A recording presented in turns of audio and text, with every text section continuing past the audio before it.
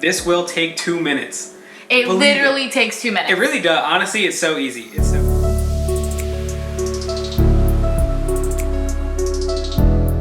Hi. Hi, Bailyn and Anthony here. To tell you that your time to register to vote is running out. So we're gonna flash some deadlines on the screen. Oh, isn't it overwhelming? It's so scary. But basically, the deadline to register to vote is coming up because we're at the beginning of October and election day is November 6th. So, yeah, we're running out of time. And especially for Tennessee voters, today is the deadline. Today. October 5th. So, if you're not registered to vote yet and you're planning to register in Tennessee, I hope this doesn't compromise your plan. yeah. Well, we're going to give you the tools to get it done as quick as possible. Yes. Even if today's not the deadline, the day is coming. So do it now, or it's already passed. Sucks. So, could it be me? No. Would be me if it weren't for Bailyn. Yeah. We're also going to flash some deadlines, absentee ballot deadlines. So if you're planning to vote by mail, that's the same as absentee. Vote by mail, absentee, same thing. Your state may have a requirement for you, but there should be a requirement on there. If you're a student, that's a requirement that you meet that requirement to be eligible for mail-in voting. And on the other end of the spectrum, some states don't have any requirements and they're actually sending them out whether you sign up or not. But on Tennessee, so if you have concerns about going into a voting location because of COVID-19, you can put on there that you have a condition that you're afraid of getting COVID-19 because that can be your health condition. Because they can't clock you on that. So there's just some people are gonna be like, oh, I can't do that because it's not necessarily the case. No, they can't clock you on your medical conditions whether or not you have one. Let's get into how to register.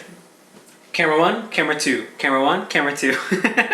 You're literally just gonna go on your computer or your phone and just go vote.org, hit enter, and then you're here. Yeah. So once you're here, what you're gonna do, if you don't remember if you're still registered to vote or if it expired, whatever, you can click right here, check your registration. Otherwise, it's super, super easy to register to vote, or if you're registered and you can do by mail, click vote by mail. So for our target audience, let's just start with the register to vote. So you're literally just gonna go your first name and last name. I would say Anthony Cinco. I would do my whole address, fill it all in. You're gonna click continue, and after that, it literally detects your state, detects your address, and it sends you to your state's website. Mm-hmm. We're just gonna go through every process. So it's so not intimidating. This will take 2 minutes. It literally takes 2 minutes. It really does. Honestly, it's so easy. It's so easy. So easy, and then all you do is, I think you have to provide your driver's license in some states. Yeah, it just depends. It depends, because some states are not, don't use voter suppression. So you don't have to provide a driver's license, because to get a driver's license you have to have a permanent address, and some people don't have a permanent address.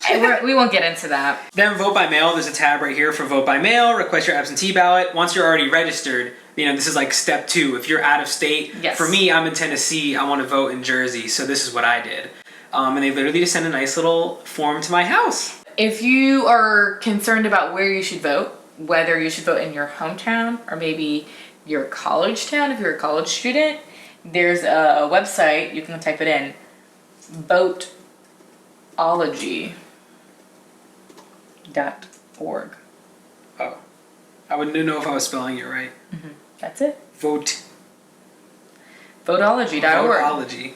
And it can help you figure out if... Did y'all just see her sweatshirt change colors? It did. If you should vote at your home address, your permanent address, or your school address, depending on what is the politics of either of those places. Oh, yeah. So say you want to turn Tennessee blue, but you live in California, which you know is going to vote blue, right? You could, in theory, register to vote in Tennessee to try to impact the election here. If you feel like you benefit or don't benefit from a lot of the policies in Tennessee when you're at college for 4 years. If you're a student there, it does have a significant impact. I mean, it's like the police, mm-hmm. And it's it's also just leaving a mark on history. It changes the politics for the future. It can attract more blue voters in the future or inspire more blue voters to come out. We're really hitting this from the left standpoint. I don't As we care. should. People know my politics. Yeah, Yeah. like I feel like if you don't know my politics, then I don't know. I don't know if you can handle I don't know if you can. this channel. Yeah, like my politics are. I'm president of College Democrats. I've always been I was known as Billary Bitten in high school. If you called me that, you're canceled. So if you go and get your, you go online, you do your things, you get your absentee ballot. It's still not a guarantee. You really need to make sure that your absentee request, if you have to have a request, is received. If you never get it in the mail, we're kind of in crunch time right now.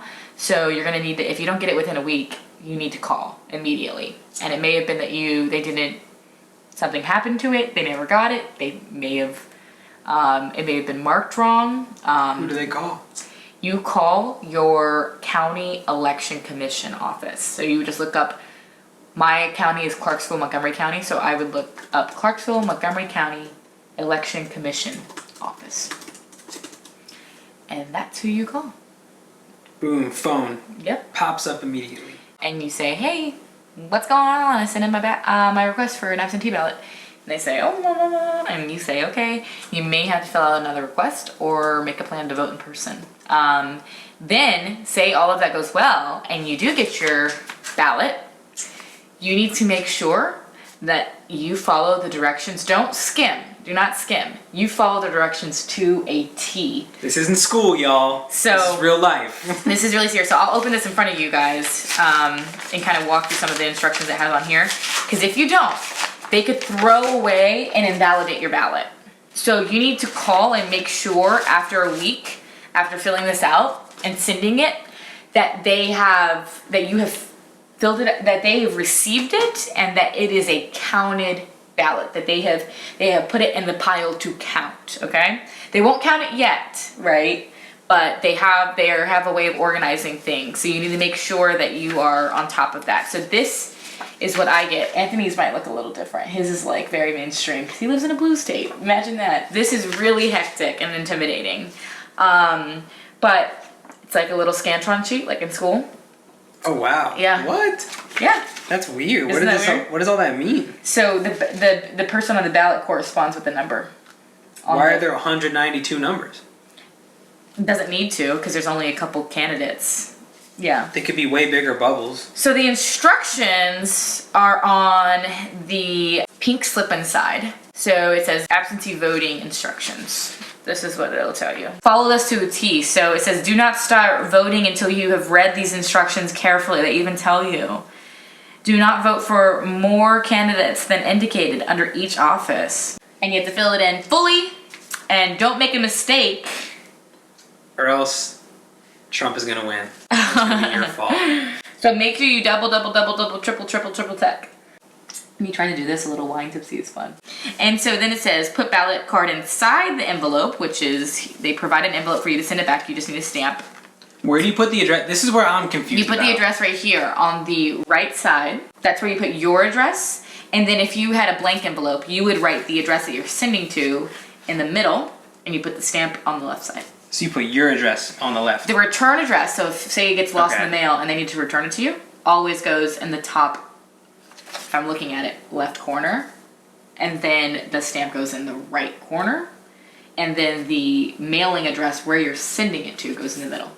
I heard that if you don't have any stamps, sometimes the USPS will give you a stamp for free if you say you don't have enough money for a stamp and you're voting. That's great. That's good. Yes. Please just register. Please just get it done today. Yes. So you have today. Just get it done today. Follow along. And if you need help, message us. Literally message us. Because we message me and I'll talk to Bailyn, or message Bailyn and she'll answer you back personally. And we'll figure it out together. There's a lot of questions that you have, but it has to be received by election day, and some election commissions won't let you hand it in by person. They have to receive it by mail for some. So you really need... For some crazy reason. Yeah. Some stupid, nonsensical reason. You really need to get on it. And I can also give you other resources if you're voting in like Texas or something. I know people who are like me and care about election procedure. Bailyn knows one in every state. Literally. So please, nice. And you have questions about candidates? Run it by me. I can help you research your candidates too. Absolutely. Yeah, because absolutely. Here's the ballot. This is what the ballot looks like. And you can look up a sample ballot on Ballotpedia? Ballotpedia. Ballotpedia. Ballotpedia. Go to cool. Just type in- Ballotpedia. What if we did?